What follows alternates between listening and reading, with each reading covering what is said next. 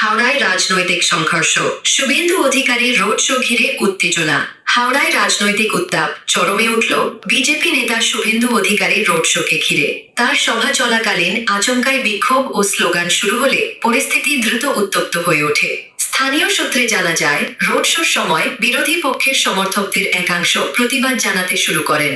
পাল্টা স্লোগান দিতে থাকেন বিজেপি কর্মীরাও। এর জেরে এলাকায় চরম উত্তেজনা তৈরি হয় এবং পরিস্থিতি নিয়ন্ত্রণে আনতে পুলিশকে হস্তক্ষেপ করতে হয়। ঘটনার জেরে কিছুক্ষণের জন্য যান চলাচলেও বিঘ্ন ঘটে। পুলিশ দ্রুত পরিস্থিতি সামাল দিয়ে স্বাভাবিকতা ফেরানোর চেষ্টা করে। তবে ঘটনাকে কেন্দ্র করে রাজনৈতিক চাপানোতর শুরু হয়েছে।